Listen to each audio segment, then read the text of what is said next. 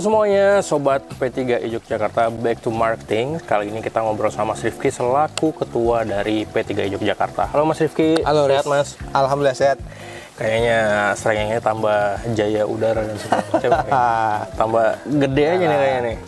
Tambah bersyukur ya? Ya, kayaknya semua di pandemi ini ngajarin kita semua bersyukur ya Mas ya. Mas, ada satu pertanyaan yang mungkin aku pengen tanya dari dulu tuh. Dan mungkin belum sempat aku tanyain. Kenapa namanya serengenge? Oke, serengenge itu gini, serengenge kalau dalam bahasa Indonesia, itu bahasa Jawa ya, itu artinya matahari, kita tahu. Bahasa Jawa artinya matahari. Ya. Jadi kenapa serengenge? Karena di awal memang bisnis kami geraknya di bidang fotografi. Nah, seperti yang kita ketahui bahwa elemen pembentuk benda apapun itu ya, yang terbaik itu kan sebenarnya pencahayaan dari matahari. Betul. Jadi karena filosofi itulah sebenarnya kita menggunakan nama serengenge matahari, karena cahaya matahari itu memang energinya pembentuk elemen. Jadi kita melihat bentuk, warna dan segala macam karena ada sinar matahari. Fotosintesis dan segala macam. Itu sih sebenarnya awalnya gitu. Jadi, karena memang basicnya dulu fotografi kita. Oke, berangkatnya dari industri fotografi, sekarang jadi agensi nasional yang namanya cukup dikenal di banyak tempat gitu. Nah, gimana historikalnya dari fotografi sampai larinya ke agensi nasional gitu Mas? Oke, jadi berawal dulu sebenarnya berkumpullah singkat cerita gitu. Ada 4 fotografer anak muda isi Jogja gitu ya. Dengan berbagai macam keahlian, ada fotografi interior, ada fotografi produk, ada landscape dan segala macam. Ada 4 orang itu, terus mereka membuat, singkat cerita mereka bikin usaha lah, bisnis dan segala macam. Terus mereka mengajaklah saya dan partner saya Mas Saat gitu ya, untuk kemudian bikin entitas ya, main-main lah ya. Oke. Tapi karena dulu bisnis fotografi kan masih belum ada referensi ya di Jogja, masih sebatas pada karena pada waktu itu masih analog ya, belum ada digital seperti sekarang gitu. Jadi masih terbatas bisnisnya, dokumentasi, kalau ada nikahan atau ada acara dan segala macam. Belum ada referensi atau benchmarking bisnis di Jogja terutama terkait dengan fotografi yang geraknya seperti yang kita inginkan pada waktu itu. Ya, memanfaatkan spesialisasi masing-masing ya. Nah, itu makanya yuk kita coba untuk merintis bisnis fotografi itu gitu. Akhirnya singkat cerita kita bikin lah ya entitas bermain gitu. Yang jasanya adalah tidak hanya fotografi dokumentasi, tapi kita juga sudah mengarah pada foto yang terkait dengan interior eksterior, kemudian fotografi landscape, terus human interest gitu ya. Nah, itu akhirnya udah kita coba untuk bikin pola bisnis sendiri gitu, yang nggak mudah sih pada waktu itu gitu ya. Jadi untuk contohnya gini, kalau di Jogja kan pada saat itu, kalau di kita ya sampai sekarang kan memang industri pariwisata hotel itu kan banyak gitu ya. Nah, itu coba kita jadikan target pertama pada waktu itu untuk bisnis kita. Bagaimana saya mendekati hotel-hotel ini untuk menggunakan jasa kita. Karena biasanya kalau hotel-hotel besar itu dia sudah punya fotografer, marketing kit buat fotografer itu satu, dan dia sudah biasanya karena dia adalah jaringan fotografernya betul harus nasional atau bahkan dari luar gitu. Nah, ada sempat kebingungan pada waktu itu, tapi yaudahlah kita coba gitu ya, dengan peralatan yang ada gitu ya. Kita coba mendekati pada waktu itu hotel yang paling besar. Saya boleh sebut merek nggak? Boleh silakan. Hyatt pada waktu itu, Hyatt Jogja. Hotel yang paling besar dan paling bintang 45 lah pada waktu itu. Saya bilang ke GM-nya pada waktu itu, orang Amerika, boleh nggak saya minta 3 objekmu yang terbaik, terus kita akan foto interior dan eksteriormu, terus nanti hasilnya tidak harus kamu bayar, ya bilang gitu. Bayar yang mana, yang anggap kamu paling bagus saja kan. Karena dia pada waktu itu udah bilang, karena Hyatt kan adalah jaringan hotel gitu ya, mereka pasti Standarisasi sendiri ya. Nah dari situ, karena objektif kami pada saat itu adalah bikin portfolio karya gitu yang bisa nanti kita jalan. Udah akhirnya singkat cerita kita kan dikasih waktu 2 hari, ada objek, ada kamar yang suite yang paling atas tuh, udah kita foto. Dan ternyata alhamdulillah ada hasil yang akhirnya dibelilah. Dipakai di websitenya juga ya? Iya, pada waktu itu dipakai untuk kegiatan promosi mereka. Ya sudah, dan dia ambil kalau nggak salah ada 1 atau 2 frame gitu ya. Dulu harganya masih berapa mas per satu foto itu? Malu aku. Ya nggak apa-apa kan, historical. Kalau iya ya, dulu nggak ada memang benchmark, karena kalau foto dokumentasi kan per roll ya, inget nggak? Pakai roll yang film. Pakai roll film dan dihargainya kan per roll. Satu film. Nah, satu film. Nah pada waktu itu kita bikin nih, coba untuk frame terpakai gitu ya, frame itu dihargai.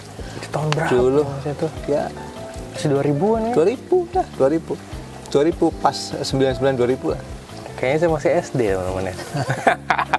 Lanjut mas, Ya. terus. Kalau ngomong harga 150 sampai 250. Satu film 150 bener. Satu frame. Kita coba untuk edukasi ininya satu frame. Karena kita tahu bahwa fotografer profesional menghargainya per frame, bukan pada waktu itu ya, bukan per roll. Udah dari situ pelan-pelan ada portfolio yang bisa ditunjukkan gitu ya.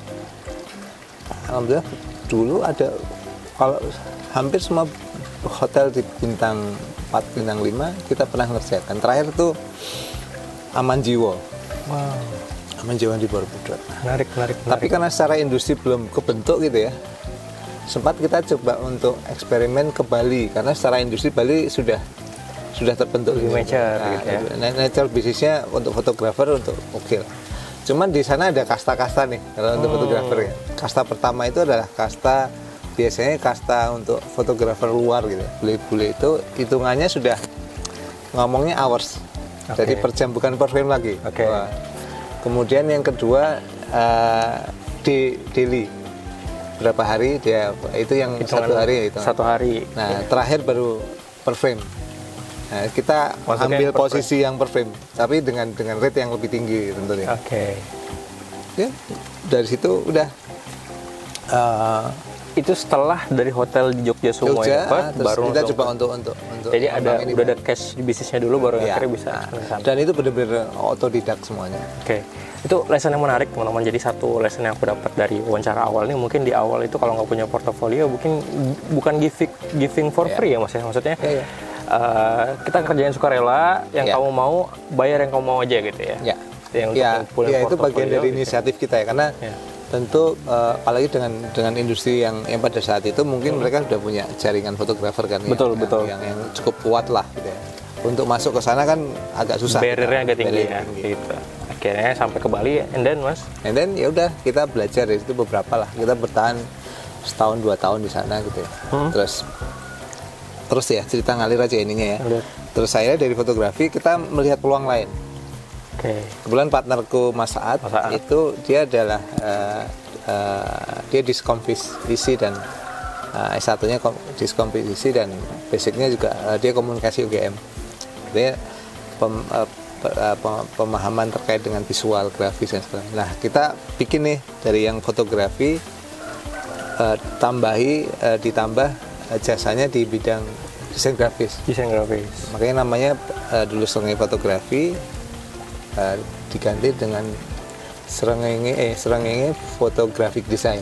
Jadi menyatukan antara fotografi dan desain. One package lah. Kalau di klien kita bisa foto, sekaligus kita bikin materi yang mengaplikasikan foto itu dalam bentuk material komunikasi lah yang dibutuhkan oleh klien. Itu sih yang awalnya. Tapi memang belum agensi, masih sebatas pada itu dari perusahaan desain grafis lah yang kemudian punya kekuatan di fotografi. Terus turning point-nya dari fotografi itu sampai jadi agensi di tahun keberapa tuh? Karena kan sekarang umur udah 20 tahun ya Serengenge ya? Panjang sih memang. Jadi kalau itu tahun 2000 start 2000 bermain di fotografi dan graphic designer itu sampai 2003-2004. Baru kita mulai ke arah agensi itu 2004 4 tahun setelah. 2004. Perjuangan awal. 2004 kita pertama kali bikin CV pada waktu itu. Karena beberapa klien mengharuskan kita Punya badan hukum. Iya, badan hukum pasti gitu ya. Terus tapi ada fase di mana memang kami melihat setelah perjalanan 3 tahun ternyata kami menyimpulkan gitu ya, bisnis fotografi atau jasa fotografi memang sebaiknya melekat di profesi. Oh gitu. Bukan dalam satu entitas gitu. Karena memang masing-masing di teman-teman itu kan punya keahlian masing-masing, dan kalau dijual dengan terpisah gitu dan brandnya adalah personal, kok kira-kira akan lebih maksimal gitu ya. Makanya kemarin akhirnya kita bersepakat untuk teman-teman fotografer ini bukan pisah ya, tapi mencoba untuk membangun brand masing-masing. Oke. Brand personal ya. Personal, di satu sisi terserangnya tetap dengan graphic design dikembangkan jadi advertising tadi. Di satu sisi produksi untuk fotografer, kita menggunakan jasa teman-teman ini dengan nama individu masing-masing, dengan kebutuhan masing-masing. Kalau kemudian kita butuh produk, ada nih Mas Bayu, namanya Bayu Setiawan gitu ya. Dia lebih ke produk, foto produk gitu ya. Terus yang kedua ada yang landscape, interior dan segala macam, ada fotografer Mas Atmo, Mas Jasmani atau Mas Rangga gitu ya, itu bisa. Nah, kolaborasinya di situ. Tapi memang akhirnya memang terpisah. Jadi mereka punya kesempatan untuk kemudian secara pribadi mengembangkan brandnya dengan spesialis untuk bertumbuh ya, gitu ya. Gitu. Udah akhirnya kita terpisah gitu ya. Kita fokus untuk agensi. Nah, ketika kita masuk ke dunia agensi, hal yang baru lagi gitu. Karena di Jogja pada waktu itu belum ada yang memang referensinya sekaligus benchmark ya. Perusahaan yang benar-benar menjalankan advertising agency yang seperti yang kita bayangkan gitu. Lebih banyak pada agensi banyak tapi lebih banyak main di media, spesialisasi media, di media cetak gitu ya, media buying untuk placement, kemudian agensi outdoor untuk kebutuhan billboard dan segala macam. Nah itu yang kalaupun agensi kreatif dulu masih ada senior saya Mas, ada yang mengawal itu ada Mas Arif Peta Umpet. Nah itu sama sebenarnya, basicnya adalah basicnya adalah desain grafis. Lately memang ya berkembang ke agensinya bareng-bareng gitu. Jadi industri mature-nya itu bareng-bareng akhirnya Pak. Jadi tidak hanya kemudian menciptakan medianya, tapi kita mengkonsep komunikasi sehingga media itu menjadi tools gitu ya. Jadi ekosistem itu akhirnya mulai kebentuk ya. Tadi mungkin belum ada banget. Saya ingat itu ada Mas Arif, kemudian Mas Andika di Safaat, dan kami pada waktu itu memang 2004 kita mulai. Keren banget, itu memang jadi cikal bakalnya P3I ya sekarang ya Mas ya, dan itu masih jadi sebenarnya bukan cikal bakal P3 DIY ya, kalau senior memang dulu teman tantangannya kan berbeda nih. Nah, artinya kita menciptakan dunia. Pada waktu itu angkatan kami pada waktu itu adalah ya Peta Umpet yang mengawali dulu, ada Mas Arif, kemudian ada Mas Andika Sapaat kita SN. Oke, akhirnya turning into agensi Srengenge, dan jadi dua founders ya, Mas Saat sama Mas Rifki kayak gitu. Terus yang aku menarik nih kayaknya aku lihat beberapa portofolionya Srengenge itu ya, ada BRI gitu ya, nggak apa-apa kita sebut brand. Nah, dan sampai sekarang juga masih handle, artinya handle si BRI ini lebih dari 10 tahun Mas, hampir 10 tahun kayaknya. Itu how you manage that thing gitu Mas? Gimana caranya bisa? Sebenarnya ada fase tadi 2004 ketika kita masuk ke dunia agensi ini juga kita masih menemukan pola, masih mencari pola lah, mencari bentuk bisnis yang terbaik lah ya. Karena ya masih belum terbiasa pola agensi ini diterapkan di Jogja gitu. Kami masih banyak harus belajar, kami masih harus cari celah gitu ya. Gimana nih caranya gitu. Nah, salah satunya adalah pada waktu itu ada cara di mana sambil kita belajar ya waktu itu. Kebetulan Mas Saat ada kesempatan untuk magang di Jakarta, dia ambil di agensi gitu ya. Karena belum lulus ya. Dia magang di Jakarta, di agensi Jakarta, di belajarnya itu. Nah, ada satu pintu lagi nih yang kita sampai sekarang saya bersyukur ya. P3I punya event namanya Pinastika. Pinastika. Itu yang mulai tahun 2004 itu kita terutama Srengenge ya, itu jadikan pintu masuk. Untuk kemudian supaya pertama belajar pasti terkait dengan kreativitas gitu ya, kreativitas di bidang komunikasi, dan kedua kita pengen juga dikenal karena industri ini sebenarnya kan kecil gitu ya. Maksudnya kecil dalam arti ini, itu dekat kok. Kalau kemudian ada event, kebetulan dulu Pinastika sangat dikenal menjadi scouting talent untuk agensi Jakarta, datang ke sini ngelihat bibit unggul gitu ya, udah diambil itu beberapa orang yang potensial di pemenang gitu. Nah, itu pintu masuknya kita di situ. 2004 kita mulai masuk rutin, 2005, 2006 kita mulai I think Srengenge pertama kali menjadi agency of the year 2006 pertama 2006, 2007, 2009, 4 kali kalau nggak salah. Dapat award berturut-turut ya, 4 kali ya. Di Pinastika. Nah tadi tuh Mas, kayaknya sebelum aku ngobrol tadi soal gimana cara maintain klien sampai 10 tahun, siapa klien pertama kali Srengenge sebagai agensi? Siapa klien pertama kali brand yang ibaratnya, wah ini brand nasional gitu ya? Sorry. Kalau yang, jadi gini, agak lucu dulu. Ini makanya aku cerita proses ya. Dulu agak di luar, dulu belum terbayang bagaimana kemudian agensi di Jogja bisa handle brand nasional gitu. Stepnya yaitu tadi lewat Pinastika kita berkenalan dengan banyak agensi. Nah, teman-teman kita mulai berkenalan dan segala macam, kita menunjukkan portfolio kita gitu ya. Dan akhirnya kami biasalah, mereka kadang teman-teman Jakarta yang gede-gede itu ini aku ada kerjaan nih di sub gitu ya. Lewat bendera mereka kita dikasih kerjaan sambil kita belajar gitu ya, bagaimana dunia agensi itu bekerja gitu ya. Kita banyak banget ada pelajaran dari situ. Selama itu 2006 sampai ya 2009-2008 itu kita masih pola itu.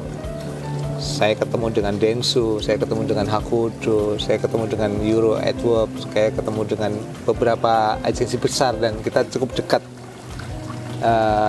Karena kan ya nawaitunya adalah belajar gitu ya. Udah habis itu lama-lama kita punya portfolio yang bisa, walaupun itu masih sebatas kerjasama ya, tapi cukup proven lah buat untuk kemudian kita maju ke klien. Sampai kemudian itu 2011 kita diundang pitching dari 9 agensi, hanya satu yang dari daerah kita, dan yang lain adalah Jakarta dan multinasional. Ya. Itu akhirnya kita ada kesempatan untuk kemudian ketemu dengan.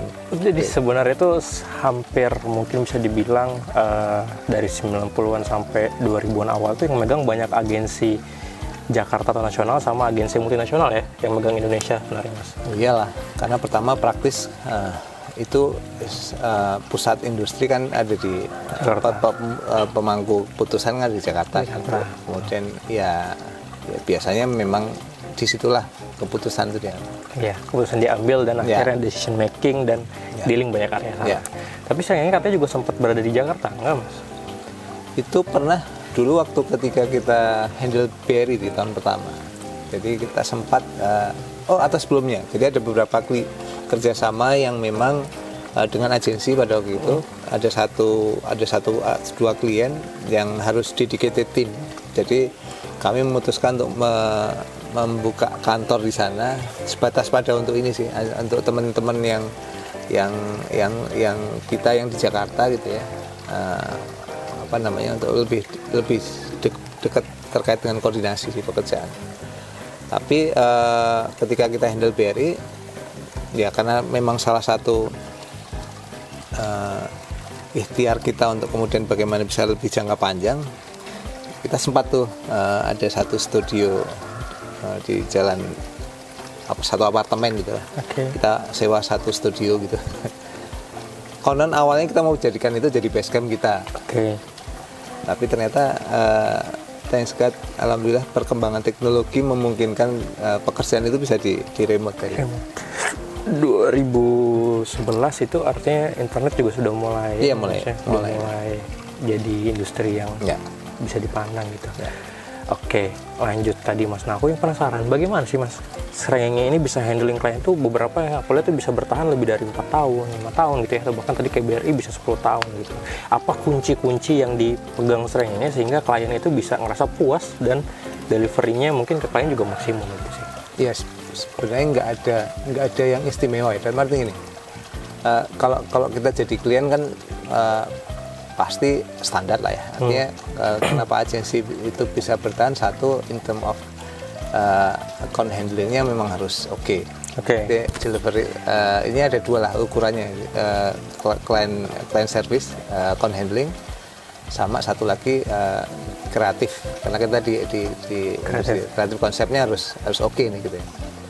Saya ingat pada waktu itu ketika kita shortlist pitching BRI, ada 2 agensi nih yang masih bertahan gitu ya.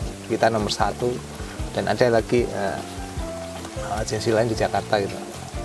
Saya sempat ditanya sama salah satu direksi, dia menanya, karena mungkin saya menganu lah, saya bisa memahami kekhawatiran beliau gitu ketika kami ada di Jogja gitu ya. Bisa nggak ya lo? Oke, kamu kreatif ya, kamu bisa menjawab goals yang ingin kita capai untuk kebutuhan komunikasi brand-brand mereka. Tapi bagaimana kemudian ini, karena ini kontraknya kan panjang gitu ya, 1 tahun gitu. Bagaimana bisa nggak deliver konsistensi gitu ya? Itu yang pertanyaan itu yang ditanyakan. Ya saya menawati pada waktu itu ya udah, pokoknya Pak gini, saya bisa jamin satu adalah konsistensi dari servis kami ya. Walaupun kami di Jogja, once Bapak minta kita meeting, Mas besok meeting ya, kita nggak ada alasan. Pertimbangan saya karena pada waktu itu sebelum pandemi nih, kita tuh punya 38 flight. Saya sampai hafal. 38 flight. Jogja Jakarta, hanya Jogja Jakarta ya. Itu 38 flight. Artinya adalah setiap jam itu ada 2 flight. Nggak ada alasan lah untuk kemudian kita nggak. Itu dari jam 5, saya ingat itu. First flight itu jam 5, last flight dari sana itu jam setengah 10. Jadi oke, kalau dari situ aman. Nah, tinggal dari sisi kreatifnya. Betul. Itu yang power yang dikirim siapa apa enggak ya, gitu. power dan segala macam. Karena bagaimanapun juga ya kami sadar bahwa tentu talenta kami memang mesti harus bisa menjawab lah tantangan industri gitu ya. Makanya yang tadi sempat saya sampaikan di awal gitu ya.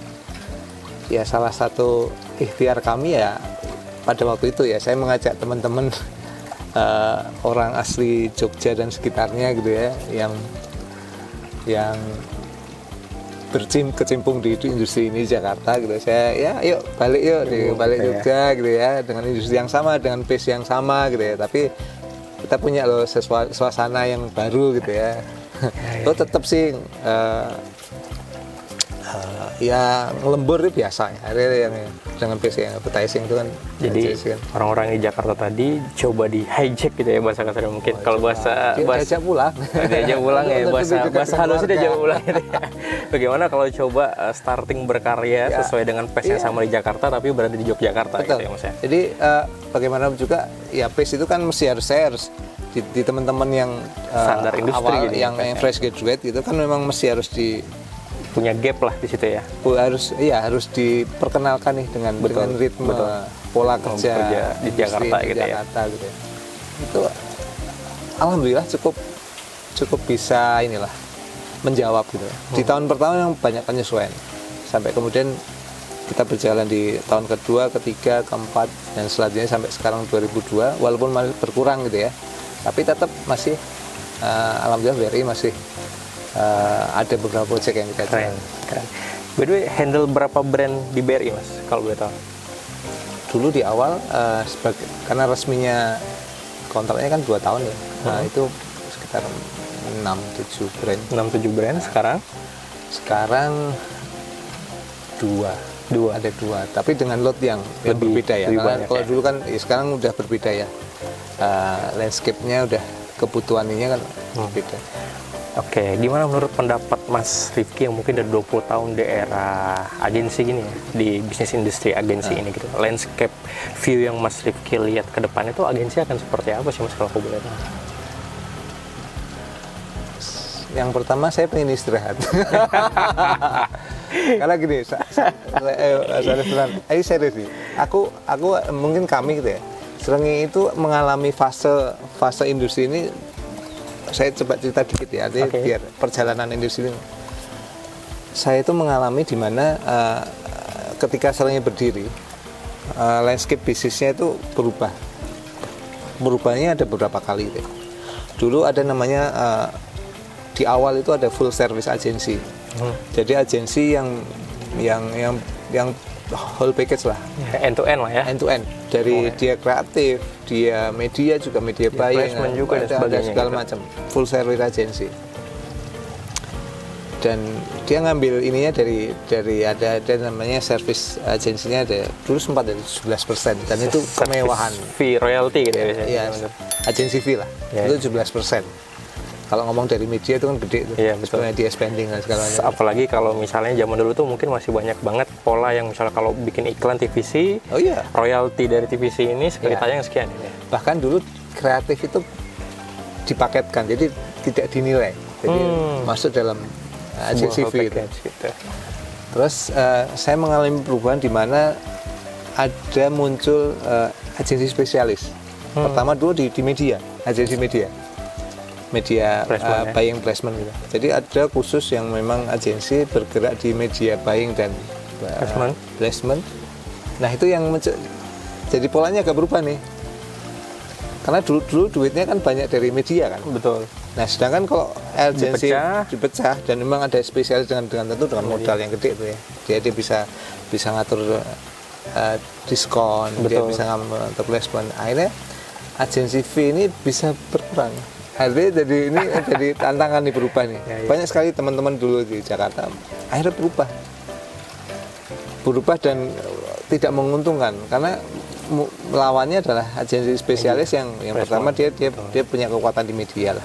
Dan saat itu media digital belum banyak ya Mas ya? Masih belum. Itu media masih inilah yang menguasai agensi media. Betul. Dengan kapital yang cukup besar, dia bisa beli marginnya gede gitu. juga gitu ya. Akhirnya dia bisa ngasih diskon yang lebih. Betul. Setuju. Akhirnya berubah lagi polanya. Bingung nih kita yang agensi yang ada kreatifnya untuk menghargainya gimana? Dulu kan masih ikut ke media kan? Placementnya. Dia placement. Sekarang berubah landscape-nya. Nah, tapi tetap sering dengan perjalanannya tetap akhirnya ada beberapa agensi yang memang core-nya adalah basicnya adalah kreatif agensi, brand agensi. Ada nih. Nah, ini yang salah satu yang kita belajar modelingnya gitu. Ya. Jadi memang Serengi memang spesialisasinya di brand agensi. Kita tidak menyentuh aspek media gitu. Walaupun bersinggungan ketika placement dari apa materi yang kita kan kita akan bersinggungan dengan teman-teman di sisi media kan. Itu sih, jadi berubah gitu ya. Nah, perubahan terakhir nih di ketika digital mulai sebagai media gitu ya. Itu perubahannya sangat hampir semua agensi itu berubah karena hitungannya udah bisnis juga berubah. Iya, setuju. Dan sekarang banyak sekali anak muda yang ngerasa punya skill di visual di desain itu langsung mengakui dirinya bahwasanya dia seorang agensi gitu ya. Nah itu bagaimana Mas Rifki mandang era yang kayak gini gitu, yang semua bisa self claim bahwasanya ya kami agensi gitu, dengan kapasitas timnya punya desainer dan juga punya ini misalnya kreatif gitu. Gini Mas, ada gini kalau saya mulai sedikit cerita gitu ya. Dulu ya kalau ngomong bikin iklan TVC gitu ya, kami terbiasa tuh produksi iklan satu TV, iklan TVC gitu ya, untuk tayang di TV itu ya 1M, 2M ya, biasa satu dengan peralatan yang proper, dengan proses produksi yang proper gitu ya, post produksi bahkan ada yang keluar negeri ya segala macam. Tapi semakin kesini kan perubahan habit konsumen media, konsumen masyarakat gitu ya. umur iklan jadi lebih pendek Betul. sekarang. Tayangan-tayangan ditonton Iya, juga lebih pendek. lebih pendek, dan medianya juga berubah. Kita itu sebagai agensi, tantangannya adalah bagaimana kemudian menciptakan, kalau dulu ya harus lihat polanya iklan TV itu kan yang tayang di TV ya, brand itu kan muncul di akhir lalu, entah itu 15 second atau 30 second gitu ya. Sekarang berubah, medianya juga berubah, kita hanya dikasih waktu 6 second 6 orang detik. scrolling itu untuk menciptakan stopping power. Betul. Itu kalau di digital ya sekarang. Iya, itu kan. Gimana scoringnya bisa stop ke dia Iya. gitu. Artinya kalau kemudian membawa materi iklan TV itu ke Yang ini kan lama nggak kesini works kan, udah nggak akan kerja gitu. artinya berubah lagi. Yes. Dan ya tentu sekarang klien ya Menyesuaikan gimana caranya juga gitu. menyesuaikan dari si budget. Kalau dulu 1 M let's say ya, 1 M adalah 1 TVC, gimana sekarang 100 juta bisa beberapa Betul, konten betul. gitu ya sekarang. Dan memang itu benefit dari internet sendiri kayaknya Mas. Iya. Di mana dia bisa cari banyak kompetisi harga dan Iya. segala macamnya, sehingga harus bersaing. Di awal memang ini perubahan yang cukup kuat ya, besar gitu ya. Artinya banyak yang dari kami itu tidak mengantisipasi ini, atau karena cenderung sudah terlalu besar postur bisnisnya. Ketika landscape-nya udah berubah, adjustment-nya agak susah. Iya, Kita belum ngomong SDM, kita belum ngomong belum ada hubungan dengan klien, red card yang berubah gitu ya. Betul. Nah, by the way, kalau gitu Mas, berarti berkali-kali Srengenge cepet ngerubah produknya juga ya berarti Mas? Dari yang tadi full service sampai akhirnya sekarang kreatif only gitu ya Mas? Ya? Kreatif only, dan ketika ngomong digital, eranya media digital ya. Mau nggak mau nyesuaiin lagi. Tapi gini kok Mas, yang kami pelajari gitu ya, ya sama belajar dari teman-teman juga yang di Jakarta, karena enggak perusahaan besar atau kecil gitu ya di Jakarta terutama itu juga tidak sedikit yang kolaps. Betul. Gitu ya, tahu lah ya. Betul, Banyak setuju, yang migrasi bikin agensi kecil gitu ya. Ya kami bersyukurnya kami masih bertahan gitu ya. Walaupun memang tidak serta-merta kemudian kami bisa menggunakan pola yang di Jakarta gitu. Kalau di Jakarta kan udahlah aku lay off gitu ya, orang udah aku ganti tim baru. Dan kalau di kami kan cenderung karena lebih banyak organik gitu ya, dan orang-orangnya kan SDM di sini kan juga ya karena memang historisnya lama gitu ya, panjang. Ya tentu ada faktor ya, kita akomodatif lah. Betul. Untuk teman-teman ini bagaimana kemudian bisa juga Menyesuaikan dengan yang berubah. baru gitu ya. Di satu sisi juga ada teman-teman baru nih yang bisa mewarnai itu gitu. Oke. Berarti servisnya sekarang apa aja Mas? Kalau Srengenge itu? Pada dasarnya kita tetap ya, artinya gini, kita meyakini bahwa kalau bahasa saya ini kan bisnis komunikasi ya, bisnis menyampaikan pesan. Artinya core-nya sebenarnya nggak berubah, caranya saja dan mediumnya saja yang memang kita harus adjust. Artinya gini, let's say ini ya,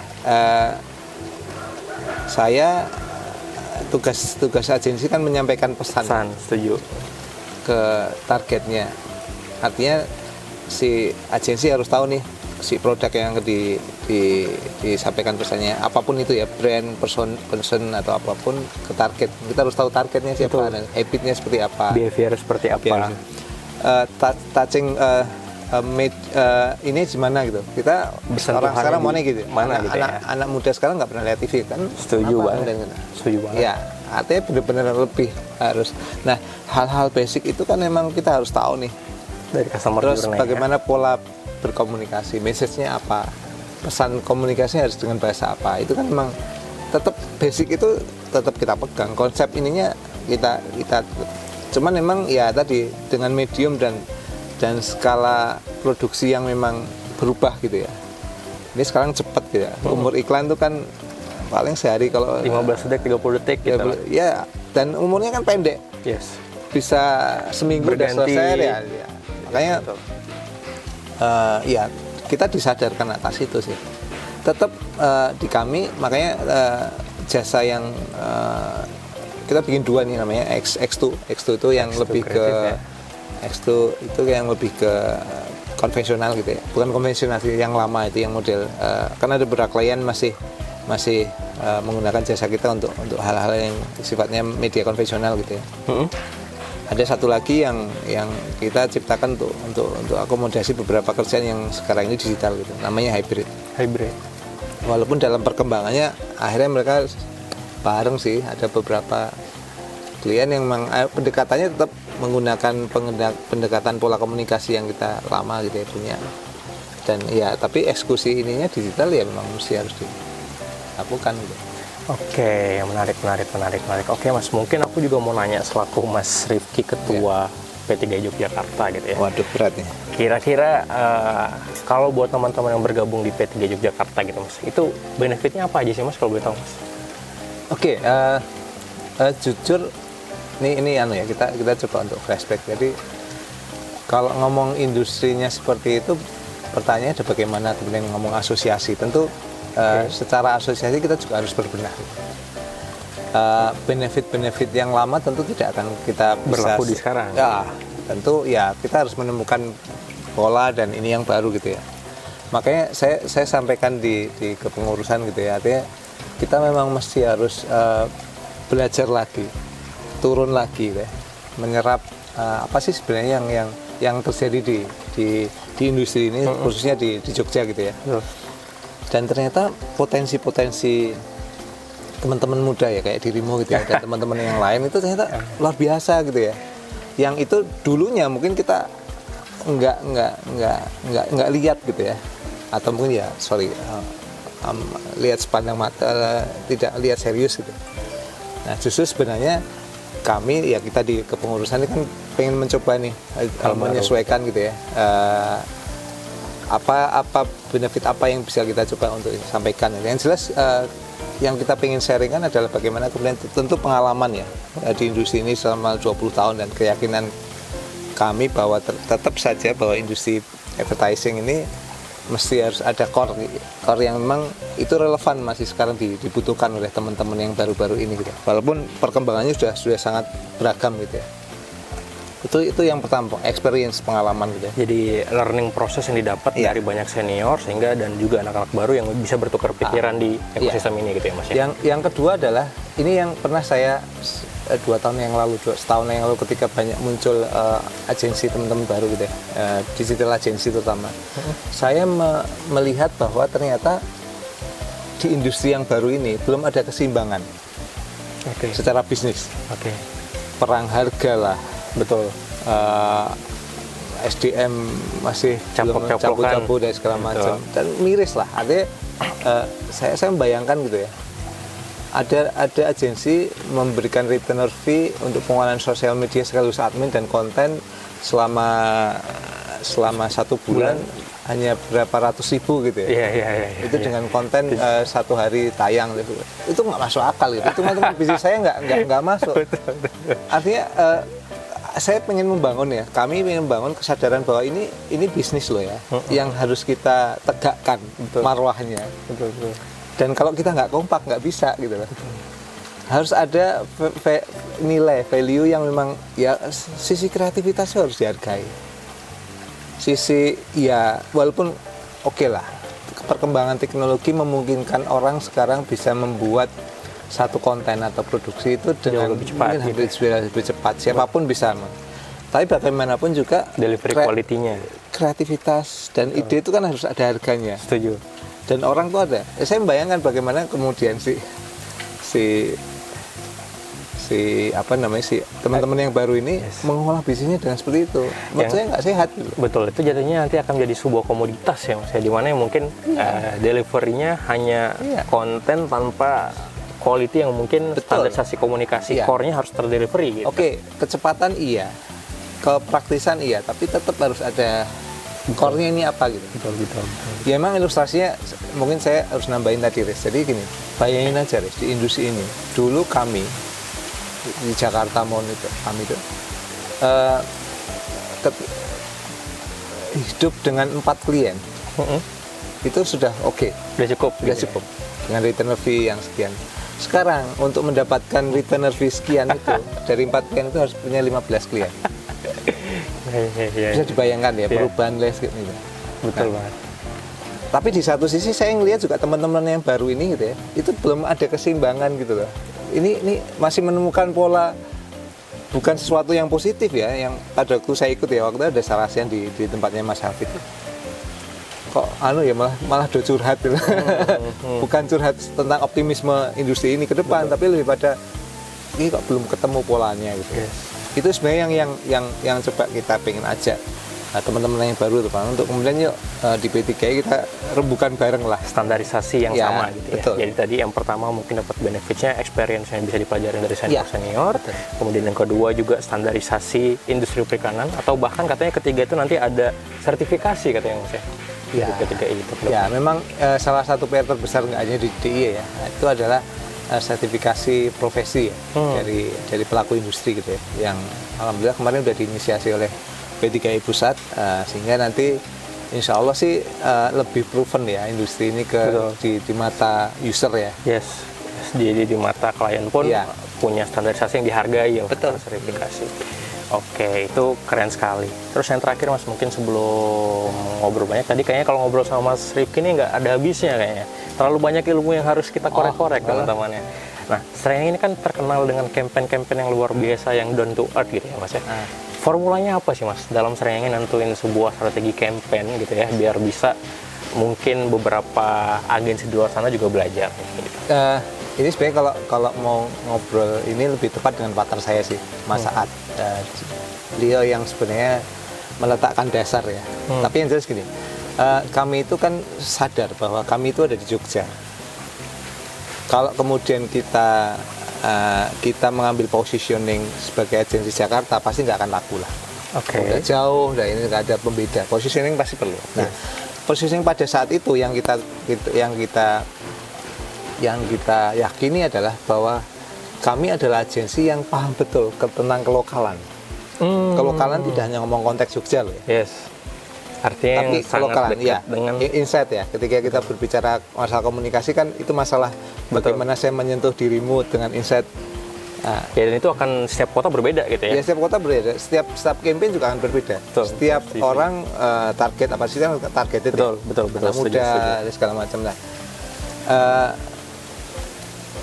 Itu kenapa kemudian tahun 2011 Mei ada, aku lupa menyampaikan. Jadi dulu 2011 kita mulai create, kita juga punya divisi baru. Pada waktu bikin divisi riset. Riset ini lebih riset ke konsumen. Jadi kenapa kita pengen bikin riset konsumen, karena kita merasa perlu insight ini. Jadi kita ada dasar ketika kita bikin campaign, ada riset yang digunakan, yang menjadi dasar kita untuk kemudian ini loh. Kenapa saya kita menyampaikan konsepnya seperti ini, berkomunikasi, karena ada insight nih dari customer journey. Ya. Kita punya unit itu sendiri.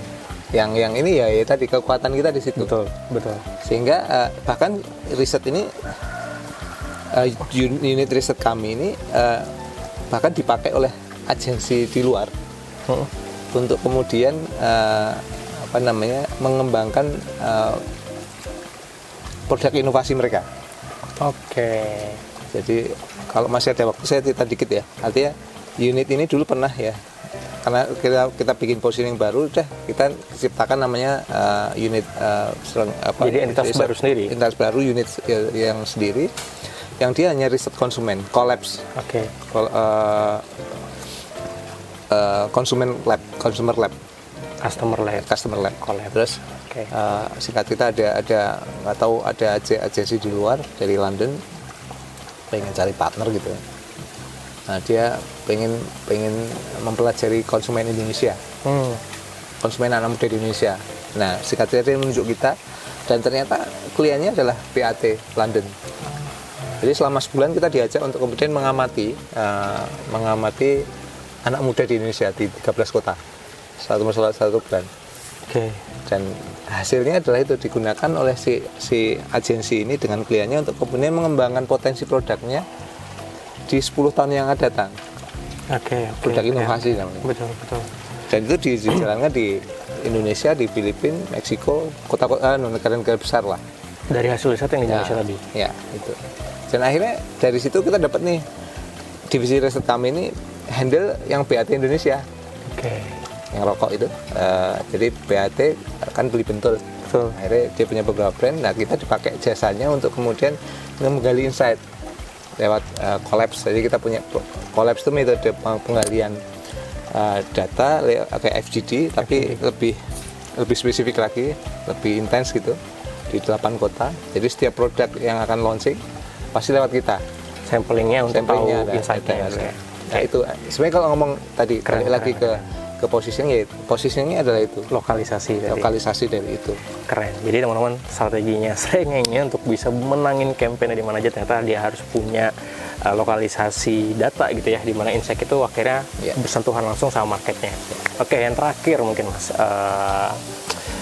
bagaimana Srengenge menemukan tadi ya, mungkin ada klien dari overseas luar negeri gitu dengan identitas yang baru bisa cepat sekali gitu ketemu klien yang baru gitu. How to build that thing gitu ya, trust. Bukan kebetulan, tapi menurut saya sih ya karena ini aja ikhtiar yang mestakung gitu. Jadi pada waktu itu kita benar-benar pengen ya positioning. Kok dilalai mak jegagi ada email. Mungkin biasalah ya, mereka kan agensi luar atau pihak-pihak luar itu kan Risetnya juga kuat banget ya. Cari partner kan. Betul. Lewat website kita, lewat portfolio kita dan segala macam. Terus mereka dan ternyata cocok, dan kita jalan dengan BAT Indonesia sampai 3 tahun 4 tahun. Oke. Jadi setiap produk, bahkan setiap materi. Artinya ini tuh buah dari proses panjang yang dilewatin yang akhirnya secara nggak langsung berbuah sendiri gitu Mas ya. Iya. Oke, itu menurutku jam terbang nanti teman-teman juga pasti akan dapat.